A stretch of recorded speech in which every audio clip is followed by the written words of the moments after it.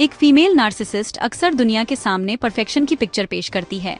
वह ऐसी औरत होती है जिसे देखकर लगता है कि उसके पास सब कुछ है, वह अपनी दुनिया की असल मास्टर है।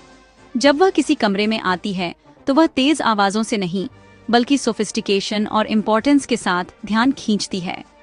वह अपनी अचीवमेंट्स, अपनी यात्राओं या अलग अलग विषयों पर अपनी जानकारी के बारे में अच्छे से बात कर सकती है, यह पक्का करते हुए कि हर कोई उसे बहुत पढ़ी लिखी और समझदार समझे। यह केवल कॉन्फिडेंस नहीं है, यह एक परफॉर्मेंस है जिसे वह हर किसी से तारीफ और जलन पाने के लिए करती है। वह एक लीडर, एक ट्रेंडसेटर और ऐसी इंसान बनना चाहती है जो अपने आसपास के पीपलों से बेहतर हो। उसकी पब्लिक इमेज को छोटी से छोटी डिटेल तक बहुत अच्छे से मैनेज किया जाता है। वह पेरेंट टीचर एसोसिएशन की हेड, अपने प्रोफेशनल फील्ड में एक रेस्पेक्टेड फिगर या अपने सोशल सर्कल में सबसे स्टाइलिश इंसान हो सकती है। वह खुद को सक्सेस के सिंबल से घेर लेती है, महंगे कपड़े, एक साफ घर और इम्पोर्टेंट दोस्त। यह शानदार प्रेजेंटेशन एक बहुत जरूरी मकसद पूरा करती है। यह सुपीरियरिटी की एक ऐसी दीवार बनाती है जो उसके कमजोर अहंकार को बचाती है। देखने वाले अक्सर इस दिखावे से मोहित हो जाते हैं, यह मानते हुए कि वे किसी सच में खास और इंस्पायरिंग इंसान की मौजूदगी में हैं। वे उसे ताकतवर, आकर्षक और एक रोल मॉडल मानते हैं। उन्हें इस चमकीले दिखावे के पीछे की सच्चाई का बिल्कुल भी पता नहीं होता। इस पब्लिक इमेज में वह बहुत एनर्जी लगाती है। हर सोशल गैदरिंग एक स्टेज है और हर बातचीत उसके बड़े सेल्फ इमेज को मजबूत करने का एक मौका है। वह जानबूझकर नाम लेती है, ऐसी कहानियां सुनाती है जो उसके गुणों को दिखाती हैं और ऐसे सलाह देती है जैसे वह खुद जीवन की एक एक्सपर्ट हो। यह सब एक बड़े धोखे का हिस्सा है, सक्सेस और कंट्रोल की एक सावधानी से बुनी हुई कहानी। उसे असली महसूस करने, इम्पोर्टेंट महसूस करने के लिए इस बाहरी तारीफ की जरूरत होती है। बाहरी दुनिया से लगातार तारीफ और एडमायरेशन के बिना उसका सेल्फ सेंस खोखला और अनस्टेबल लगने लगेगा। एक डर जिससे वह बचने के लिए बहुत मेहनत करती है। ये बनाई हुई इमेज हेरफेर का एक शक्तिशाली तरीका है। खुद को अच्छाई और सक्सेस के एक प्रतीक के रूप में स्थापित करके वह किसी के लिए भी यह मानना मुश्किल कर देती है कि वह किसी को नुकसान पहुंचाने में सक्षम हो सकती है। अगर उसके अंदरूनी सर्कल का कोई उसकी असली नेचर के बारे में बताएगा तो उसे शायद अविश्वास का सामना करना पड़ेगा। लोग पूछेंगे, लेकिन वह तो इतनी अच्छी, इतनी दयालु, इतनी काबिल है। यह वही डिफेंस मैकेनिज्म है जिसे वह बनाती है।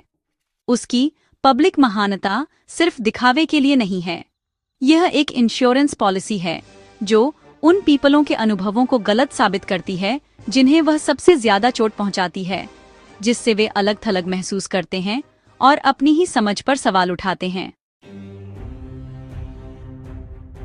जब सामने का दरवाजा बंद हो जाता है और ऑडियंस चली जाती है तो रानी अपना ताज उतार देती है और टायरेंट तानाशाह बाहर आ जाता है।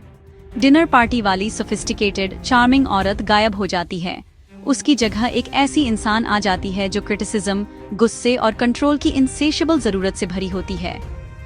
फैमिली मेंबर्स, पार्टनर्स और यहाँ तक कि करीबी पड़ोसी भी इस शॉकिंग बदलाव के गवाह बनते हैं।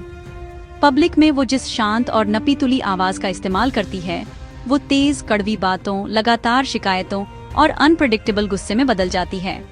घर जो बाहर से इतना परफेक्ट दिखता है एक टेंस और इमोशनली ड्रेनिंग माहौल बन जाता है जहां दूसरों को लगता है कि वे हर समय बहुत सावधानी से चल रहे हैं। यह छुपा हुआ अब्यूज अक्सर सटल और साइकोलॉजिकल होता है। ये इमोशनल वॉरफेयर का एक अभियान है जो पैसिव अग्रेशन, गिल्ट ट्रिपिंग और साइलेंट ट्रीटमेंट्स के साथ लड़ा जाता है। फीमेल नार्सिसिस्ट अपने करीबियों को इनएडिक्वेट और हमेशा गलत महसूस कराने में माहिर होती है। वह उनके कपड़े पहनने के तरीके, बोलने के तरीके या छोटे मोटे घर के काम करने के तरीके की आलोचना करेगी। उसकी इम्पॉसिबली हाई स्टैंडर्ड्स को पूरा करने के लिए कुछ भी कभी अच्छा नहीं होता। यह लगातार नेगेटिविटी उसके आसपास के पीपलों के सेल्फ एस्टीम को कम करती है, जिससे उन्हें कंट्रोल करना आसान हो जाता है। उन्हें यह लगने लगता है कि वे ही समस्या हैं, कि उनकी कमियां ही उसके दुख का कारण हैं। उसके पब्लिक और प्राइवेट व्यवहार के बीच का कॉन्ट्रास्ट चौंकाने वाला और उसके विक्टिम्स के लिए बहुत कंफ्यूजिंग होता है। एक बच्चा अपनी माँ को कम्युनिटी हीरो के रूप में प्रेज्ड होते हुए देख सकता है, लेकिन घर आकर उसकी कोल्ड इंडिफरेंस या एक्सप्लोसिव एंगर को सहना पड़ता है। एक पार्टनर उसे अजनबियों से भरे पूरे कमरे को चाम करते हुए देख सकता है, ये जानते हुए कि उसी शाम उन्हें किसी छोटी काल्पनिक गलती के लिए ब्लेम किया जाएगा। ये ड्युअलिटी अलगाव की एक गहरी भावना पैदा करती है। जब दर्द पहुंचाने वाले व्यक्ति को बाकी सभी लोग कम्युनिटी का पिलर मानते हैं, तो विक्टिम के लिए सपोर्ट पाना या उस पर विश्वास किया जाना लगभग इम्पॉसिबल हो जाता है, जिससे वे एक लोनली और अब्यूसिव रियलिटी में फंस जाते हैं। यह प्राइवेट पर्सोना ही है जहां उसका असली रूप रहता है, एक ऐसा रूप जो बहुत इनसिक्योर है और ऑर्डिनरी या फ्लॉड दिखने से डरता है। वह अपने परिवार पर जो कंट्रोल करती है, वह इस इंटरनल केओस को मैनेज करने की एक डेस्परेट कोशिश है। अपने करीबियों को डिवैल्यू करके वह अपनी खुद की फ्रैजाइल सेंस ऑफ सुपीरियरिटी को ऊपर उठाती है। परफेक्ट घर और परफेक्ट परिवार उनके फायदे के लिए नहीं है, बल्कि उसके पर्सनल ड्रामा में प्रॉप्स हैं। वे उसकी अपनी इमेज के एक्सटेंशंस हैं, और जब वे अपनी भूमिकाएं फ्लॉलेस तरीके से निभाने में फेल हो जाते हैं, तो वह इसे अपनी वर्थ पर एक पर्सनल अटैक मानती है और उन्हें लाइन पर लाने के लिए अपनी मैनिपुलेटिव और अब्यूसिव टैक्टिक्स का इस्तेमाल करती है। महिला नार्सिसिस्ट के मूल में सहानुभूति की गहरी कमी होती है। वह दूसरों की भावनाओं को समझने या उनसे जुड़ने में असमर्थ होती है। उसके लिए लोग अपनी जरूरतों और भावनाओं वाले व्यक्ति नहीं हैं, वे उसकी भलाई के लिए इस्तेमाल होने वाली वस्तुएं हैं। यह भावनात्मक खालीपन उसकी सच्ची कृतज्ञता की पूरी कमी को समझाता है। आप उसके लिए पहाड़ हिला सकते हैं, अपना समय, ऊर्जा और संसाधनों का बलिदान कर सकते हैं, और यह कभी पर्याप्त नहीं होगा। वह आपके बड़े हाव भाव को धन्यवाद के साथ नहीं, बल्कि एक हक के साथ स्वीकार करेगी, जैसे कि यह सेवा उसे हमेशा से ही देनी थी। उसके दिमाग में आपका उद्देश्य उसकी जरूरतों को पूरा करना है। ये कृतज्ञता की कमी उन पीपलों के लिए बहुत दर्दनाक होती है जो उसे प्यार करने और उसका समर्थन करने की कोशिश करते हैं।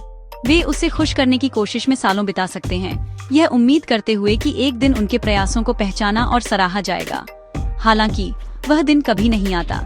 इसके बजाय कोई भी अच्छा काम जल्दी से भुला दिया जाता है या कम कर दिया जाता है, और वह जल्द ही अगली चीज बताएगी जो आपने उसके लिए नहीं की है। अगर आप उसे एक अच्छा तोहफा खरीदते हैं, तो वह रंग की आलोचना कर सकती है या यह सोच सकती है कि आपने महंगा वाला संस्करण क्यों नहीं लिया। अगर आप उसे एक सुंदर भोजन बनाकर खिलाते हैं, तो वह साइड डिश में से किसी एक में कमी निकालेगी। यह लगातार असंतोष आपको उसकी स्वीकृति के लिए प्रयासरत रखने का एक उपकरण है, एक लक्ष्य जिसे आप कभी हासिल नहीं कर सकते। दूसरों के दुख में उसकी सहानुभूति की कमी सबसे अधिक स्पष्ट होती है। वह वास्तविक सांत्वना या समर्थन देने में असमर्थ है, क्योंकि वह यह महसूस नहीं कर सकती कि दूसरा व्यक्ति क्या महसूस कर रहा है। वह जनता में सहानुभूति का दिखावा कर सकती है यदि यह उसकी छवि के लिए फायदेमंद हो, कैमरे के लिए एक नाटकीय गले लगाना। लेकिन निजी तौर पर वह अक्सर दूसरों की समस्याओं को खारिज कर देती है या उनसे परेशान भी हो जाती है। उन्हें अपनी जरूरतों से एक असुविधाजनक विचलन के रूप में देखती है। यदि परिवार का कोई सदस्य बीमार या दुखी है, तो वह अधीर हो सकती है, ध्यान को अपनी ओर वापस लाना चाहती है। वह उनके दर्द को शांत करने वाली चीज के रूप में नहीं देखती, बल्कि अपनी खुशी और आराम के लिए एक बाधा के रूप में देखती है। यह भावनात्मक खालीपन का मतलब है कि वह कभी भी वास्तव में संतुष्ट नहीं होती है। वह खुशी जो अधिकांश लोग जुड़ाव, प्यार और आपसी समर्थन से महसूस करते हैं, उसके लिए पहुंच से बाहर है।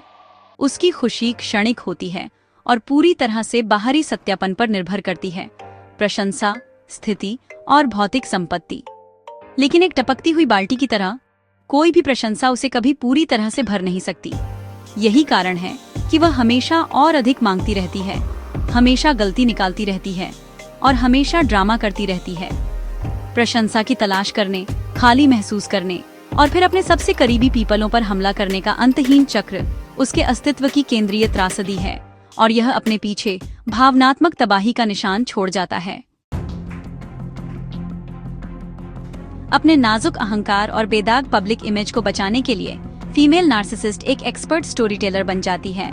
वो सिर्फ छोटे मोटे झूठ नहीं बोलती, वो अपनी लाइफ, अपनी हिस्ट्री और उसमें रहने वाले पीपलों के बारे में इलैबोरेट लाइजी कहानियां गढ़ती हैं। ये स्टोरीज उसे या तो हीरो या विक्टिम के तौर पर दिखाने के लिए बनाई जाती हैं। यह इस बात पर डिपेंड करता है कि उसे सबसे ज्यादा सिंपैथी और एडमायरेशन किससे मिलेगी। वो एक ऐसे पास्ट को इन्वेंट कर सकती है जिसमें उसने बहुत डिफिकल्टों का सामना किया हो और बहादुरी से उन पर जीत हासिल की हो, या वो प्रेस्टिजियस अचीवमेंट्स की एक काल्पनिक हिस्ट्री बना सकती है। ये कहानियां उसका कवच होती हैं, जो उसे अपनी कमियों और मामूली होने की असहनीय सच्चाई से बचाती हैं। इस बिहेवियर का सबसे हैरान करने वाला हिस्सा इन लाइसों के प्रति उसकी अटूट कमिटमेंट है, तब भी जब वे टूटने लगते हैं। जब उसे उसकी कहानी के उलट क्लियर एविडेंस के साथ सामना किया जाता है तो वह पीछे नहीं हटती या सच्चाई नहीं मानती। इसके बजाय वह धोखे में और ज्यादा डूब जाती है। वह रियलिटी को नकार देगी, दूसरे शख्स पर पागल या भुलक्कड़ होने का आरोप लगाएगी और अविश्वसनीय स्किल के साथ फैक्ट्स को तोड़ मरोड़ देगी। यह एक डिफेंस मैकेनिज्म है जिसे गैसलाइटिंग कहते हैं। जिम्मेदारी स्वीकार करने से उसका इनकार पक्का होता है। उसके दिमाग में घटनाओं का उसका वर्जन ही एकमात्र सच्चाई है जो मायने रखती है, क्योंकि यह मानना कि उसने झूठ बोला है इम्परफेक्शन को मानना होगा, जिसे उसकी नार्सिसिस्टिक पर्सनालिटी बर्दाश्त नहीं कर सकती। जैसे जैसे टाइम बीतता है, धोखे के इस जाल को बनाए रखना और भी मुश्किल होता जाता है।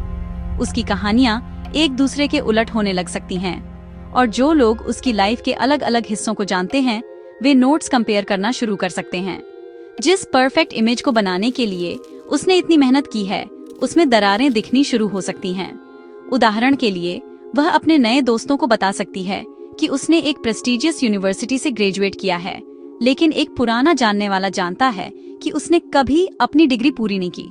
जब ये इनकंसिस्टेंसी सामने आती है तो वह हमला करेगी, अक्सर उस शख्स को बदनाम करने की कोशिश करेगी जो सच्चाई को उजागर कर रहा है।